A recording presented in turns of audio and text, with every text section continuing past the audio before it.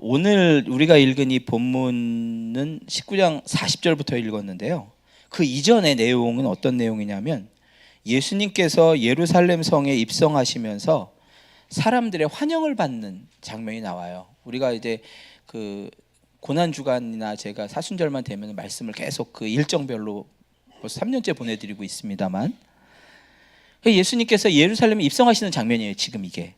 근데 예수님이 나귀를 타시고 사람들이 자신의 겉옷을 펴서 막 예수님을 찬양하면서 막 환호를 하죠. 길을 만들고 종려나무 가지를 들고 막 환영을 합니다. 그때에 그런 모습을 본 종교 지도자들이, 대제사장들과 바리새인들이 예수님을 막 비난을 합니다.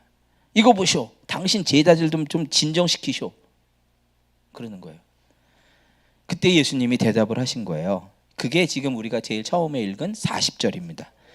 대답하여 이르시되 내가 너희에게 말하노니 만일 이 사람들이 침묵하면 돌들이 소리 지르리라 하시니라. 제가 예전에는 이 본문을 읽을 때 예수님을 사람들이 막 환영하는 모습만 생각을 했거든요. 그럼 예수님은 이제 당당하게 예루살렘 성에 들어가셔서 이제 사역을 시작하시는 거죠. 그런데 오늘 읽은 이 40절 말씀 속에 예수님의 마음이 느껴졌어요. 그 마음을 좀 나누고 싶었어요. 오늘 제가 여러분, 오늘 핵심은 그겁니다. 예수님의 마음. 예수님 이렇게 말씀하셨거든요. 만일 이 사람들이 침묵하면 돌들이 소리 지르리라. 아니, 예수님은 사람들이 막 환호하고 막 막 예수님을 막 와 예수님 이런 거 좋아하시는 건가? 나 좀 찬양해라. 그래야 내가 명색이 좀 서지, 체면이 서지. 내가 그래도 명색이 예루살렘 성에 들어가는 건데, 이런 이야기를 하신 것일까요? 아니에요. 예수님은 그런 뜻으로 말씀하신 게 아니었어요. 예수님이 지금 예루살렘 성에 들어가시면서 생각하시는 방향은 딱 한 가지예요. 뭐냐? 사람들이 예수님께서 이 땅에 왜 오셨는지를 알려주시기를 원하셨어요. 예수님 이 땅에 오신 목적을 사람들이 조금이라도 좀 알기를 원하셨어요. 그래서 예루살렘에 입성할 때에 예수님을 환영하고 찬양하고 환호하는 모습을 통해서 사람들이 예수님이 어떤 분이시길래 저러나 조금이라도 알기를, 깨닫기를, 도전받기를 원했던 거죠. 그 다음 41절에 보세요. 41절, 가까이 오사 성을 보시고 우시며. 아니, 예수님께서 예루살렘 성에 가까이 오셨는데 갑자기 우시기 시작하시는 거예요. 왜냐하면 앞으로 일어날 예루살렘 성의 멸망을 영으로 보신 거예요. 너무나 참혹한 장면에 예수님은 가슴이 절절히 아파지셨어요. 43절을 보세요. 이렇게, 날이 이를지라 내 원수들이 토둔을 쌓고 너를 둘러 사면으로 가두고 또 너와 및 그 가운데 있는 네 자식들을 땅에 메어치며 돌 하나도 돌 위에 남기지 아니하리니 이는 내가 보살핌 받는 날을 알지 못함을 인함이니라 하시니라. 이게 어떤 일에 대한 예언이냐면, 예수님이 이제 사역을 마치시고 승천하신 후에 37년 후에 일어날 일, AD 70년에 실제로 로마군이 예루살렘 성을 완전히 초토화시켜 버렸어요. 그냥 아예 싸그리 폐허를 만들었다고 생각하셔도 됩니다. 수많은 사람들이 학살당했고 포로로 끌려갔어요. 예루살렘 성전은 완전히 그때부터 이후로 2000년 동안 완전히 파괴돼 버린 거예요. 그 이후에 없어진 거예요. 그냥 예루살렘 성전이. 모든 보물들은 다 약탈됐습니다. 예수님께서는 장차 일어날 환란을 보시면서 지금 예수님께서 왜 예루살렘 성에 들어가시는지 사람들이 예수님에 대해서 다시 한번 생각하고 그 목적들을 다시 한번 깨닫기를 원했어요. 42절, 이르시되 너도 오늘 평화에 관한 일을 알았더라면 좋을 뻔하였거니와 지금 내 눈에 숨겨졌도다. 오늘날 너에게 평화를 가져다 주는 것이 무엇인지 너희가 안다면 정말 좋겠는데, 평화를 가져다 주는 게 뭔지를 알면 좋겠는데 그것이 지금 너희에게는 숨겨져 있구나. 예수님께서 평화의 왕으로 오신 것을 안다면 좋겠는데, 구원의 왕으로 오신 것을 알았더라면 좋을 텐데 지금 너희의 눈이 가려져 있구나. 너희가 장차 일어날, 그래서 결국은 예수님을 배척하고 장차 일어날 멸망의 처참한 모습을 안다면 이렇게 살지 않을 텐데. 너무 안타까우신 거예요, 예수님이 지금. 예루살렘 성에 들어가시면 예수님은 어떻게 되세요? 이제 일주일 후에 십자가에서 달리신단 말이에요. 모든 죄를 짊어지시고 돌아가실 텐데 예수님의 천국의 메시지를 들을 수 있는 시간, 회개할 수 있는 기간은 얼마 남지 않았어요. 사람들은 여전히 예수님을 모르고 반대하고, 얼마나 예수님이 안타까우셨겠어요. 그러면서 지금 우리가 읽은 이 다음에 이어지는 내용은 뭐냐면, 예수님께서 예루살렘 성전에 이제 곧바로 들어가시는 내용이에요. 예수님이 성전에 들어가셔서 본 모습은 예수님이 원하신 모습이 아니었던 거예요. 전 세계에서 몰려오는 예배자들이 있었습니다. 예루살렘 성전으로 통해서 전 세계 순례자들이 막 왔거든요. 그래서 그들을 대상으로 이 종교 재물들, 재물 바쳐야 되니까 재물들, 그리고 장식물들 파는 장사꾼들이 성전에 아주 가득했어요. 완전히 장사터였어요. 그냥 시장이에요. 시장터였어요. 지금도 예루살렘에 이제 가봤는데 예루살렘 성엔요, 진짜 장식물, 뭐 기념품 파는 대로 그냥 가득합니다. 뭐 유대인 구역, 아르메니안 구역, 러시안 구역, 그다음에 저기 이슬람 구역, 이렇게 네 구역으로 나눠져 있지만 모든 구역이 다 똑같아요. 다 똑같이 그냥 시장터예요, 시장터.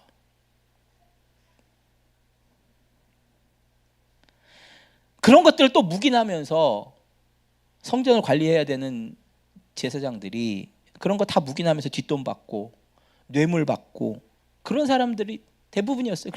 그러니까 그런 것들이 이제 이루어지고 있는 거예요. 돈을 정기적으로 상납받으면서. 하나님의 성전이 욕심과 사기, 뇌물, 거짓으로 막 가득한 장사꾼들 뿐이었어요. 예수님이 너무 안타깝고 한심하신 거예요. 그래서 결국은 들어가시자마자 뭐 하셨어요? 장사하는 자들의 판을 뒤집어 엎으시고 내쫓으십니다. 45절, 성전에 들어가사 장사하는 자들을 내쫓으시며 그들에게 이르시되 기록된 바 내 집은 기도하는 집이 되리라 하였거늘 너희는 강도의 소굴을 만들었도다. 예수님의 급한 마음이 느껴지세요? 성전이 하나님의 임재로 가득해야 되는데 돛대기 시장처럼 시끌벅적하고 동전 소리만 가득한 거예요. 진정한 예배와 기도는 사라지고 그냥 형식에만 그냥 딱 따라가지고 제물 바치고 프로그램에 따라서 제사 드리고 퇴장하는 그런 절차만 딱 그냥 밟고 그냥 순서 그냥 마치 그냥 일하듯이 그렇게 되고 있는 거예요. 하나님을 진짜로 예배한다는 관심이 없고 그저 예배에 필요한 도구만 사고 파는 거예요. 예수님은 그런 마음인 거예요. 지금 십자가의 사역이 앞에 있는데 사람들은 하나님의 그 귀중한 은혜도 모르고 자기 먹고 살 궁리에만 빠져 있으니까. 심지어는요, 제자들도 그랬어요. 예수님이 분명히 이 성경 앞부분 보면 예수님이 분명히 몇 번이나 예루살렘에 가셔서 십자가에 달리실 걸 얘기하시거든요. 근데 제자들은 별로 귀담아 듣질 않는 거예요. 그런 말들은. 에이, 설마 그러시겠어? 설마 그런 일이 일어나시겠어? 지금 우리가 상승세인데 이 상승세가 갑자기 꺾이진 않을 거야. 가서 다스려야지. 그래서 예수님이 예루살렘에 올라가셔가지고 쿠데타 성공하면 우리가 무슨 자리, 얼마나 높은 자리 차지할까? 너는 나보다는 좀 밑이야. 내가 그동안 한 일이 얼만데? 이런 얘기는 하고 있는 거예요. 그러니까 예수님은 사실 예전에는 예루살렘에 들어가기 이전에는 사람들을 고치시든 아니면 어떤 사역을 하시든지 사람들에게 자신을 절대 알리지 말라 그러셨어요. 때가 아니니까. 그때는 그냥 예수님이 계시는 때니까 계속해서 그냥 사역을 하셨단 말이에요. 마가복음 1장 40절을 보면요, 나병 환자를 고치고 나서도 사람들에게 알리지 말라 그래요. 마태복음 17장 9절에도 변화선에서 내려오시면서 예수님이 너희들 본 것을 하나님의 나라가 임할 때까지는 아마 말하지 마라, 그렇게 얘기하신단 말이에요. 누가복음 7장에서도 귀먹고 말더듬었던 그 사람을 고쳐주신 이후에도 아무에게도 말하지 말라, 그렇게 얘기하셔요. 마태복음 16장에도 제자들에게 내가 그리스도인 것을 아무에게도 이르지 말라. 예수님께서 십자가에 달리시기 바로 전에는, 그 전까지는 예수님은 그냥 사역만 계속 천국의 메시지만 전하셨어요. 그런데 지금은 예수님께서 메시아인 걸 강력하게 드러나시길 원하시는 거예요. 오히려 막 더 열정적으로 사역을 하십니다. 지금 우리가 19장을 읽었는데 그 다음 장 20장부터 보면은 예수님께서 막 그 성전에 들어가셔서 사람들에게 천국 복음을 가르치시고 반대하는 제사장들이나 바리새인들과 막 열정적으로 이야기를 나누시고 토론하시는 장면이 나오거든요. 마태복음이나 누가복음은 이 순간의 그 짧은 시간대에 이루어졌던 일들을 굉장히 길게 기록해요. 몇 장에 걸쳐서. 그만큼 중요하다는 거예요. 여러분, 예수님이 마음이 너무 급하신 거예요. 저는 오늘 이 말씀 속에서 여러분과 이 부분을 나누고 싶어요. 오늘도 마찬가지예요. 오늘날도 너무나 많은 사람들이 구원의 주님으로 오신 예수님을 알고 싶은 마음을 가지질 않아요. 관심이 없어요. 당시 예루살렘 성에 살고 있었던 사람들과 똑같이 살고 있어요. 우리도 얼마 안 있으면 우리도 멸망당할 이 지구상에 살고 있으면서 앞으로 여전히 잘 먹을 것처럼, 여전히 잘 살 것처럼, 무사태평할 것처럼 그렇게 우리는 살아가고 있어요. 현대의 기술 속도가 정말 놀랍게 발전하고 있죠. 지금 하루가 다르고 한 달이 다르고 1년이 다릅니다. 정말 이 정도 기술 발전 속도라면 뭐 우리가 영화에서 보는 것처럼 우주로 진출하는 건 또 얼마 남지 않았어요. 지구도 결국은, 많은 사람들이 그렇게 생각해요. 이 지구는 결국은 테크토피아를 이룰 것이다. 정말 그래요? 솔직히 뭐 기술의 발전 속도는 정말 놀랍습니다. 뭐 컴퓨터가 발명된 게 1939년이라 그래요. 뭐 아타나소프 베리 컴퓨터라고 하는데, 이게 발명된 지가 사실 100년이 안 된, 컴퓨터가 발명된 지 100년이 안 된 거예요. 그때 당시에 컴퓨터는 컴퓨터라고 말하기도 힘든 정도죠. 근데 그게 발명되자마자 7년 만에 곧바로 슈퍼컴퓨터라고 오늘날의 슈퍼컴퓨터 격인, 최초의 슈퍼컴퓨터 격인 애니악이 발명이 되고, 애니악은 그 당시에는 교실 전체를 차지할 만큼 컸다고 그래요. 그리고 30년 만에 뭐 애플 컴퓨터가 세상에 나오고, 또 곧바로 10년 후에 486 컴퓨터가 나왔죠. 1990년 이전에, 그러니까 한 30년 전인가요? 30년 전에 486 컴퓨터가 나왔어요. 제가 486 컴퓨터 나왔을 때 우리 집에 처음에 딱 그걸 들여다 놓고, 야, 정말 인류는 대단하구나 그 생각을 했어요. 진짜, 야, 이렇게 놀라운 컴퓨터를 발명을 하고, 야, 이렇게 대단한 기술력을 가지다니, 그렇게 생각했거든요. 근데 그게 그리고 나서 4년 만에 펜티엄 컴퓨터가 나왔어요. 그리고 나서 동시에 이제 휴대폰이 세상에 등장하면서 발전하면서 지금 뭐 요즘 세대들은 컴퓨터도 잘 사용 안 하잖아요. 휴대폰으로 다 해결하시잖아요. 앞으로는 또 얼마나 발전할지 몰라요. 뭐 양자 컴퓨터가 전 세계에서 지금 나라별로 만일에 이게 양자 컴퓨터가 실제로 이루어진다고 하면 뭐 인류의 역사가 송두리째 바뀐다고 하죠. 몰라요. 어떻게 될지. 우린 지금 컴퓨터 시대에 둘러싸여 살고 있습니다. 작년에 AI 인공지능이 이제 등장한 게 작년 3월이었는데, 이슈화된 게 지금 1년밖에 안 됐는데, 그때의 AI가 등장했던 수준과는 또 다르게 지금 너무 엄청나게 지금 발전해 있잖아요. 지금 영화 우리 아이언맨이나 이런 데서 봤던 뭐 자비스 같은 인공지능 비서 다 만들어주고 막 해도 실제로 이루어질 수 있을 정도의 기술력이 점점 지금 발전하고 있는 것 같아요. 요즘 그 AI로 생성된 음악 작곡이 많은 논란거리가 되고 있잖아요. 얼마 전에 그 세계 최대 음악 스트리밍 사이트 중에 하나인 스포티파이에서 AI로 생성된 수만 곡을 일괄 삭제했습니다. 왜냐하면 사람들이 AI로 작곡을 해서 유명 가수의 목소리를 그냥 입혀요. 자기 마음대로. 그건 뭐 허락된 서비스니까. 그래서 엄청난 수입들을 올리고 있기 때문에 아직은 좀 뭐가 문제가 생겼는지, 그래서 AI로 노래 만드는 서비스는 일단은 삭제를 해버렸어요. 근데 이제 다시 또 등록이 되고 있다고 하네요. AI로 노래 만든 한 서비스 회사는 이미 전 세계에 녹음된 음악의 약 13.83%에 해당하는 1,400만 곡 이상을 이미 작곡했었다. 이미 작곡해서 올려놨다라고 얘기를 해요. 그러니까 우리가 지금 사용하고 있는 곡 중에서 18%는 AI가 만든 거예요. 세계가 지금 하나로 연결이 되고 10년 전만 해도 상상할 수 없었던 다양한 문화가 등장하면서 이제는 막 윤리적인 기준도 막 흔들리고 있어요. 실시간으로 전 세계가 연결되고 문화의 다양성을 인정해야 된다는 목소리들이 막 높아지니까 성적인 개방도 굉장히 자연스러워졌고, 요즘 사람에게 동성애는 우리 10년 전에 20년 전에 강조하던 그런 부분하고 또 틀려요.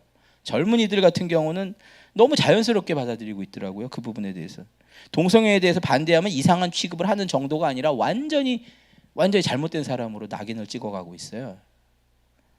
여러분, 그렇지 않습니다.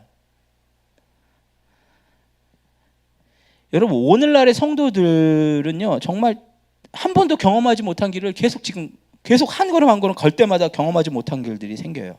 교회도 마찬가지잖아요. 지금 한 번도 가보지 않은 길을 걷고 있어요. 모든 게 지금 급박하게 변하고 있고 혼란스럽게 변하고 있습니다.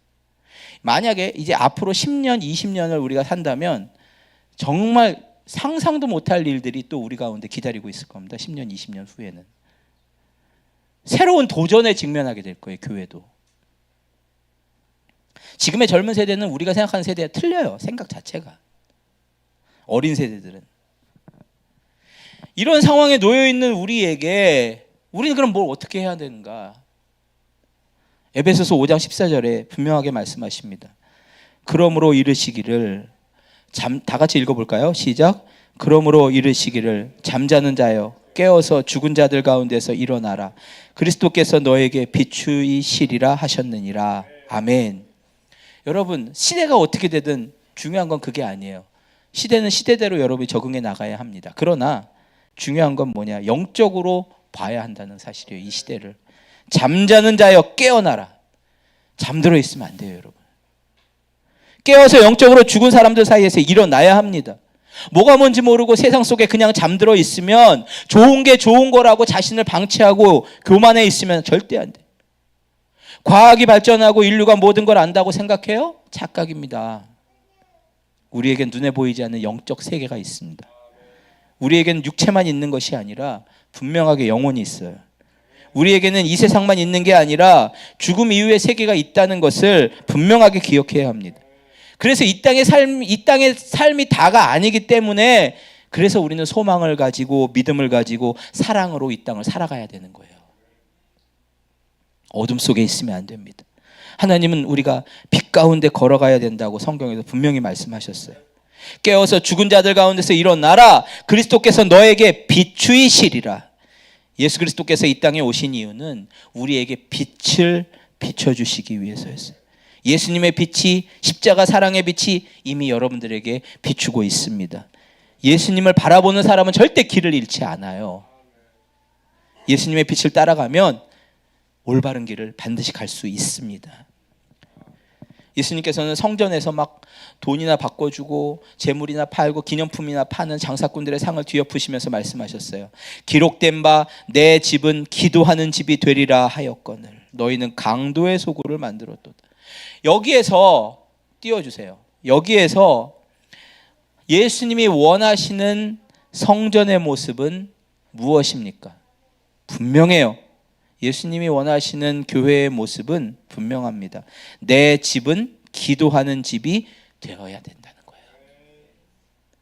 예수님이 원하시는 하나님의 사람들 똑같아요. 기도하는 사람들이 되어야 합니다. 여러분은 기도하는 방식으로 사시기를 축복합니다. 그리고 우리 교회들은 그렇게 기도하는 사람들이 모인 공동체여야 해요. 하나님의 자녀라고 하면서 기도하지 않는다면 그 사람은 가짜입니다. 교회가 기도하지 않는 공동체라면 그 교회는 가짜예요. 왜냐하면 기도할 때 우리는 하나님을 만나고, 기도할 때 우리는 하나님과 교제할 수 있고, 기도할 때 하나님의 마음을 알 수 있고, 기도할 때 하나님의 계획도 알 수 있고, 기도할 때 우리의 마음을 올려드릴 수 있고, 기도하면서 하나님과 살아가도록 지음받았기 때문에 그래요. 기도할 때에 하나님의 말씀이 어떤 말씀이 임하든지 순종할 수 있는 능력도 기도할 때에 임하는 거예요. 십자가 죽음을 일주일 앞두셨는데 예수님은 마음이 너무 급해지신 거예요. 안타까우신 거예요.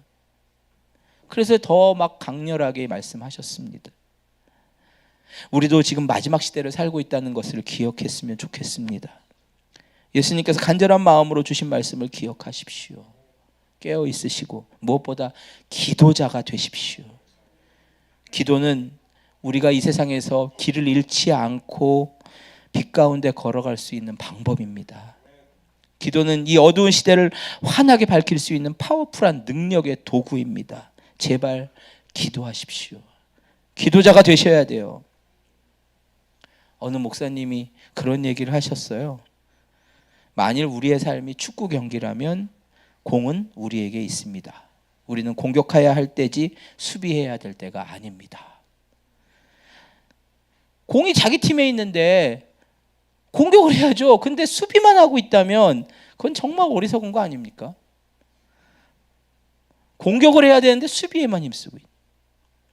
많은 그리스도인들이 원수 사탄 마귀에게 공이 있다고 믿어요. 자기한테 공이 있는데도 불구하고. 지금 나한테 공이 있는데 내가 지금 치고 나가야 되는데 기도하면서 담대하게 밀고 나가야 되는데 사탄 마귀가 나를 공격할 것 같이 그것만 바라보면서 언제 어떻게 내가 준비하고 깨어 있어야 돼. 이런 식의 생각만 하고 있는 거예요. 내 삶을 어떻게 하면 효과적으로 유지시킬 수 있을까? 어떻게 하면 내 삶을 잘 지켜나갈 수 있을까? 흔들리지 않고 요 삶이라도 잘 지켰으면 좋겠다 이루고 있어요.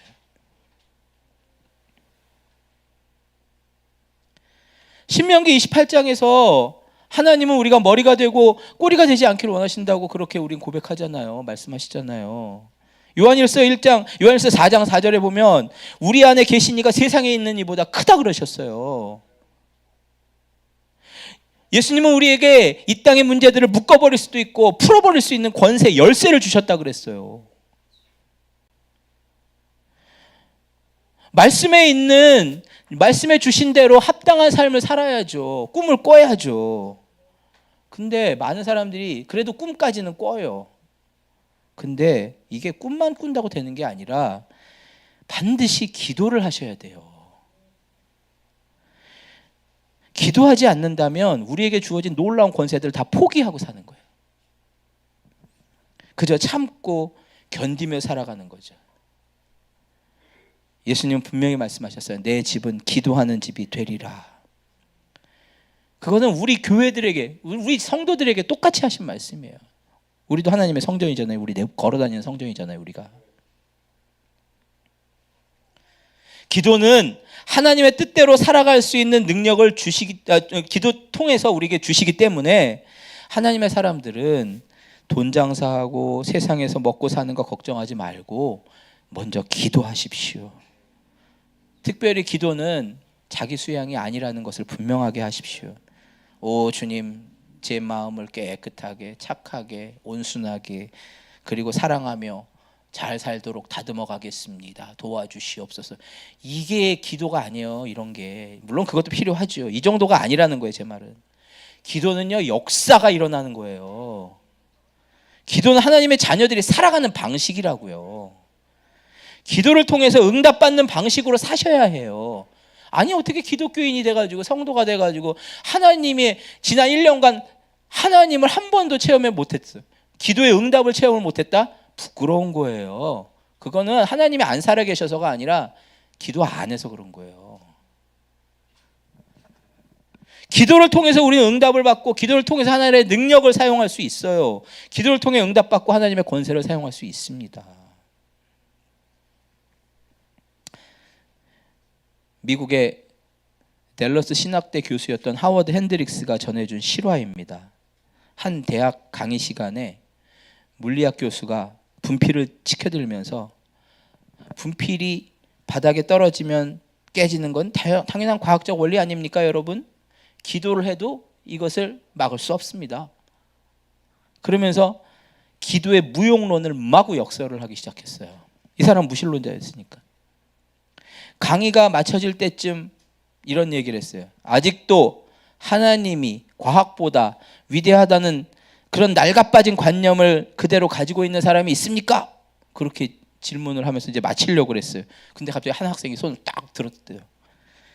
아니 아무도 손을 들지 않을 줄 알았는데 드니까 약간 교수님이 당황했어요. 그때 그 학생이 강의실에 선 채로 갑자기 큰 소리로 기도하기 시작했대요. 하나님, 이 사람들에게 당신 자신을 나타내 주십시오. 분필이 바닥에 떨어질 때 부러지지 않게 해주십시오. 그렇게 이제 기도를 했대요. 그랬더니 이 기도를 들은 이제 기도하고 있으니까 교수가 갑자기 흥분하기 시작했대. 학생 무슨 소리를 하는 거야? 하면서 손을 위로 올렸는데 그러면서 바보스러운 짓을 멈추시오. 그렇게 얘기를 하는 순간에 잘못해가지고 이게 떨어뜨린 거예요. 분필을. 그랬는데 이 분필이 쭉 해가지고 옷을 타고 흘러내리면서 이 신발 위로 해가지고 떨어졌는데 부러지질 않았어요. 동시에 강의실에서는 폭소와 박수 소리가 터져 나왔다는 그런 얘기가 있습니다. 참 대담하죠? 용기 있는 사람이죠, 이 사람.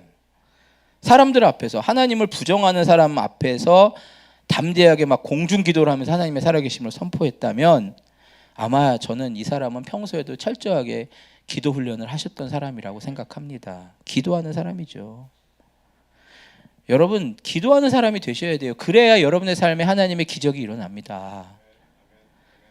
여러분의 삶의 기도를 통해서 하나님과 교통을 하고 계속 끊임없이 연결돼 있어야 지금은 갑자기 뭐가 팍 변하지 않는 것 같아도요, 필요할 때 역사가 일어난다니까요. 주저하지 마시고 용기 있게 기도하세요. 그리고 여러분의 삶의 우선순위를 기도로 가지시길 바랍니다. 말씀을 정리하겠습니다. 성경을 보면 하나님이 원하시는 사람, 하나님이 쓰시는 사람들은 보면 대부분 광야에서 만들어지더라고요. 모세가 그랬고, 다윗이 그랬고, 아브라함이 그랬고, 야곱이 그랬고, 다 광야에서 만들어져요. 목회하다 보면 뭐 지금은 이제 우리 성도님들 그런 분이 없계시지만 가끔 뭐 저에게 이제 지금도 상담을 하게 되는 경우가 있어요. 저는 이제 사역을 하다 보니까. 그러다 보니까 어쩔 수 없이 오시는데 보면 얘기를 들어보면 광야로 그냥 어쩔 수 없이 내몰려서 힘들어가지고 그냥 어떻게 할 수가 없어서 이제 하소연을 하는 거예요. 울다가 어떻게 할 수 없으니까 울다 매일매일 울다가 속상해하다가 때로는 분노하다가 근데 결국은 또 그 광야에서 하나님을 만나더라고요. 저는 그 시간들이 결코 손해가 아니라고 생각해요. 사실 아니 하나님 진하게 만나서 힘들지만 지금은 힘들지만 하나님 진하게 만나서 앞으로 평생 하나님을 의지하는 법을 그런 배울 수만 있다면요, 뭐 얼마나 그 귀한 시간입니까? 그러나 그렇게 어쩔 수 없이 내몰리지 말고 미리미리 준비하시면 좋잖아요. 오직 하나님만을 바라보는 기도자가 되시기를 축복합니다. 삶의 우선순위를 좀 제발 잘 정하세요, 여러분. 삶의 우선순위. 제가 유튜브에서 어떤 사람이 간단한 영상을 올렸어요. 제가 그거 밥이 컵에 밥을 이제 담았어요. 밥을 가득 담고 거기에다 환타 같은 음료수를 이렇게 붓는 거예요. 그러고서는 하는 말이 봐봐, 음료수가 들어가 안 들어가? 당연히 들어가잖아요. 그 밥 사이로 음료수가 막 들어가더라고요. 그러더니 이번에는 환타가 가득 담긴 컵을 놓고 거기다가 밥을 한 주걱 탁 넣는 거예요. 당연히 음료수가 흘러 넘치죠. 그러니 하는 말이 봐봐, 밥이 들어가 안 들어가? 그러더라고요. 그러더니 당연히 뭐 음료가 가득한 컵에 밥이 들어가겠어요? 안 들어가죠. 그러니 마지막에 하는 말이 너 다음부터 뷔페 가서 음료수부터 마시지 마. 그러더라고요. 그러니까 우선순위가 뷔페의 우선순위는 음료수가 아니다. 이제 뭐 그런 얘기를 이제 했던 거죠. 뭐 여러분은 뭐부터 드시는지 모르겠지만 중요한 건 어쨌든 먹는 게 아니고 여러분의 삶의 우선순위가 뭔가 하는 거예요. 영적인 게 여러분의 삶의 우선순위가 되시길 축복합니다. 제발 기도하십시오. 기도가 여러분의 우선순위가 되게 하세요. 우리가 많이 듣는 이야기지만 한 가지 더 하고 싶습니다. 어떤 교수님이 학생들에게 강의를 하는데 큰 돌, 모래, 자갈들을 준비를 하고 이것을 네모난 투명 상자에 효과적으로 가장 많이 넣는 방법, 가득 넣는 방법에 대해서 이야기하는 그러한 영상이 있었어요. 결론부터 이야기하자면 자갈이나 모래를 먼저 놓고 자갈이나 모래를 먼저 집어넣고 그 다음에 나중에 큰 돌을 넣으면 절대로 많이 집어넣을 수가 없죠. 아까 음료수에 밥을 넣는 것처럼. 그러나 큰 돌들을 먼저 놓고 거기에 자갈들을 넣고 그 다음에 모래를 넣으면 최대한 많이 넣을 수가 있잖아요. 그걸 보면서 우리의 삶에 우선해야 할 게 무엇인지를 적용을 해야 되겠다, 그 생각이 들었습니다. 기도를 가장 여러분의 영혼의 항아리에 우선적으로 넣으세요. 그리고 나서 여러분의 삶의 사소한 것들을 그 다음에 넣으세요. 연애 정보하고 SNS, 쇼핑, 휴대폰 게임, 이런 사소한 것을 여러분의 삶의 중요한 메인으로 먼저 넣으면 안 되고 기도를 먼저 넣으세요.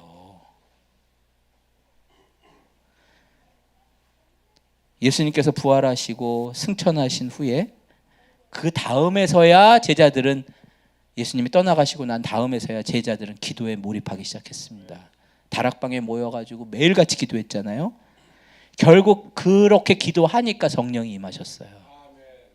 성령 받으니까 어떻게 해요? 제자들은 전에는 두려워했던 예루살렘의 성의 거리에 나가가지고 담대하게 복음을 전하고 역사를 일으키기 시작하잖아요.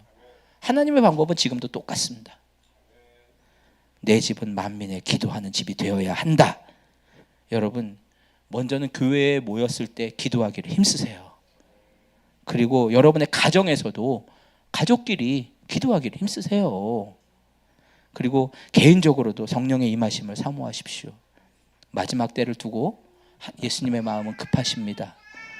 매일 기도하면서 기도의 방식으로 승리하는 여러분이 되시기를 축복합니다.